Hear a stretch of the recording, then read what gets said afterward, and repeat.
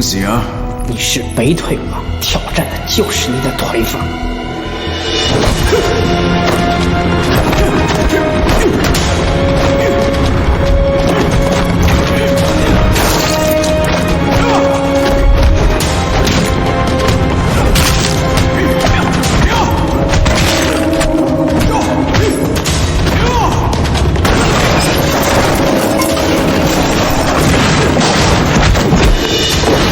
Assalamualaikum warahmatullahi wabarakatuh. Apa kabar kalian semua kanca-kanca duka film? Semoga selalu dilimpahkan rezeki dan juga disehatkan selalu.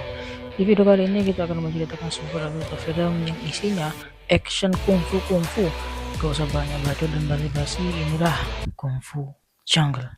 Film dimulai dengan memperlihatkan seorang pemuda yang bernama Xiao Hao, di mana dia datang ke kantor polisi dan mengaku telah membunuh seseorang, sehingga karena hal itu dia pun dipenjara. 3 tahun kemudian terjadilah sebuah pembunuhan yang dilakukan oleh pembunuh profesional di bawah salah satu jembatan jalan di Cina, di mana kasus tersebut ditangani langsung oleh seorang polisi wanita yang selalu dipanggil dengan Madam Lu. Kasus pembunuhan tersebut unik sekali, karena korban tidak mengalami luka serius di sekujur tubuh luarnya, tapi korban mengalami kerusakan dalam organ tubuhnya. Sementara itu di penjara Stanley, Xiao Hao mendapatkan sebuah berita bahwa salah satu temannya telah tewas di bawah salah satu jembatan jalan di Cina, dan dia juga mengetahui lewat berita bahwa kasus tersebut ditangani langsung oleh Madam Lu. Dia pun ingin menemui Madam Lu dengan tujuan membantu, tapi karena polisinya sama kayak polisi Konoha, dia pun memakai cara lain untuk bertemu dengan Madam Lu. Setelah Xiao Hao bisa bertemu dengan Madam Lu, dia pun menyampaikan maksud baiknya, yaitu membantu polisi menangkap pembunuh tersebut, tapi dengan syarat dia dibebaskan. Namun karena Madam Lu tidak mendapatkan alasan yang bagus dari Xiao Hao, dia pun meninggalkan Xiao Hao. Kemudian Xiao Hao pun memberikan kisi-kisi nama korban selanjutnya kepada Madam Lu. Di lain tempat, kita diperlihatkan si bebantai sedang menargetkan salah satu orang ahli bela diri kungfu yang bernama Tanjing Yayo, di mana saat itu Tanjing sedang mengukir sebuah patung karyanya, dan kemudian terjadilah sebuah duel kungfu antara si pembantai dengan Tanjing. Duel pun berlangsung sengit, di mana pembantai tersebut mengungguli dari Tanjing, sehingga duel berakhir dengan dimenangkan oleh si pembantai. Besok paginya, Madam Lu mendapatkan sebuah kabar dari berita bahwa Tanjing tewas di tempat kerjanya, sehingga Madam Lu pun sadar bahwa Xiao Hao bisa membantu dia untuk menyelesaikan kasus tersebut. Xiao Hao pun bebas dari penjara, di mana dia menjelaskan pada Madam Lu bahwa untuk mengetahui pola pembunuhannya itu dengan melihat ungkapan kungfu, mulai dengan tinju, lalu kaki dan kuncian, senjata dan tenaga dalam, di mana pembunuhan selanjutnya terjadi di Mongkok. Sesampainya di Mongkok, Xiao Hao beserta Madam Lu sudah terlambat karena salah satu sasarannya Mokit ataupun Koit. Xiao Hao pun melihat si pembantai pada salah satu gedung di sana, sehingga terjadilah kejar-kejaran antara Xiao Hao dengan si pembantai. Xiao Hao saat itu pulang, di mana saat itu dia bertemu dengan ayahnya, sehingga terjadilah sebuah adegan dramatis di pasar. Pada malam harinya, Xiao Hao menemukan sebuah benda yang menjadi ciri khas bagi si pembantai setelah membunuh sasarannya. Ditemukan benda tersebut pada kotak milik ayahnya, sehingga Xiao Hao pun bertanya kepada ayahnya dapat dari manakah dia. Ayahnya pun menjawab bahwa benda tersebut diberikan oleh seseorang yang pincang, dan benda tersebut memang diberikan kepada Xiao Hao. Keesokan paginya, Xiao Hao dan ayahnya mencari tahu maksud dari benda walet tersebut, di mana dia baru tahu bahwa benda tersebut ditujukan untuk orang-orang yang kalah dalam duel kungfu, dan Xiao Hao pun mendapatkan info baru bahwa pembantai tersebut bernama Feng Yuxiu, dan ternyata dia pernah tinggal di jalan Sui Kui. Setelah mengabarkan Madam Lu, para polisi dan Xiao Hao berangkat ke kediamannya Feng, dan di sana mereka tidak mendapatkan Feng. Mereka hanya mendapatkan info bahwa Feng tinggal bersama istrinya yang terkena penyakit kanker, namun si Feng tidak berbuat apa-apa, melainkan hanya melatih kungfu saja. Xiao Hao pun memberitahu pada Madam Lu bahwa sasaran berikutnya adalah orang yang ahli dalam memainkan pedang, di mana orang tersebut bernama Guru Chen. Guru Chen pun menjelaskan pada Xiao Hao bahwa sekolahnya dia sudah diserahkan sepenuhnya pada muridnya yang bernama Hong Ye, yang mana dia merupakan artis laga di Cina. Sedangkan di tempat syuting Hong Ye pun dihadapkan dengan Feng, di mana dia mengajak duel Hong Ye sampai mati untuk memenuhi targetnya dia.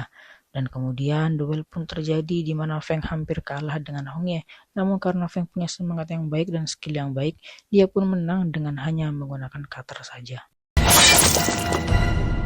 Setelah kematian Hong Ye, Madame Lu pun ditelepon atasannya di mana dia memaksa Madame Lu untuk menyudahi investigasi tersebut dan akan dialihkan ke detektif yang lain. Namun Madame Lu meminta petingginya agar memberinya waktu lagi. Sementara itu, saat di kantor polisi, Feng menelepon dan dia ingin berbicara dengan Xiao Hao. Feng pun mengancam akan membunuh ayahnya Xiao Hao, tujuannya agar keberingasan Xiao Hao bisa muncul dan memenuhi hasratnya Feng dalam bertarung. Setelah telepon tersebut, Madame Lu mulai mencurigai Xiao Hao, di mana dia punya firasat bahwa Xiao Hao bekerja sama dengan Feng. Nah, menurut kalian gimana guys?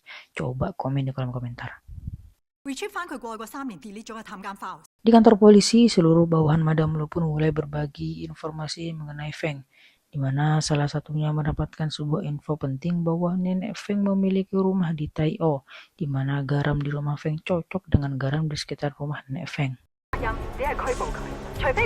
Penggerebekan pun dimulai, namun yang mereka dapatkan hanyalah kekosongan karena mereka tidak mendapatkan Feng di sana.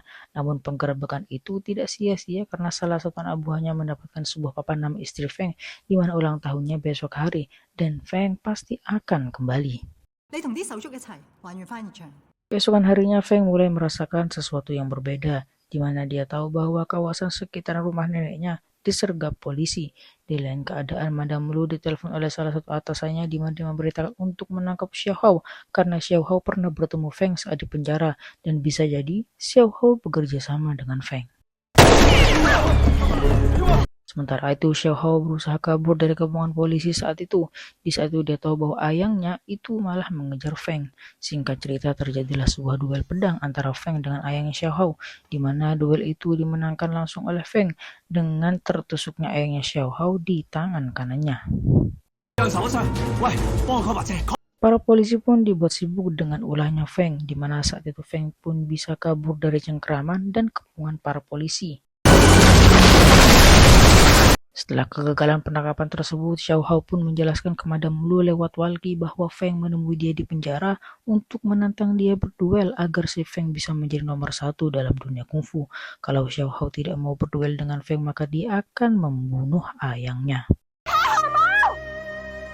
Karena kegagalan tersebut, Madame Lu pun diskors untuk sementara. Karena Madame Lu merupakan polisi baik, dia pun tidak lepas tangan begitu saja terhadap kasus itu.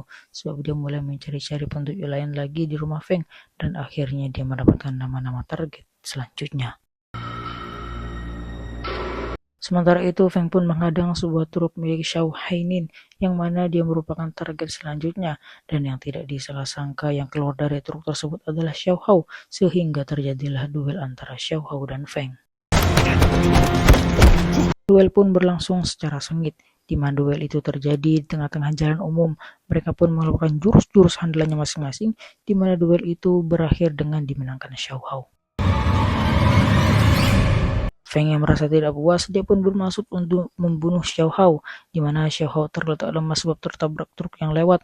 Untungnya ada Madame Lu yang menyelamatkan Xiao Hao dari niat jahat Feng. Kemudian film pun berakhir dengan memperlihatkan Xiao Hao yang sudah bebas, di mana dia saat ini sudah mulai membuka sekolah kungfunya lagi dan mereka hidup damai dan bahagia. Dari film ini kita bisa mengambil pelajaran bahwa orang-orang seperti Feng adalah orang-orang yang terlalu terobsesi pada kekuatan, sehingga karena hal itu dia pun kehilangan rasa kemanusiaannya.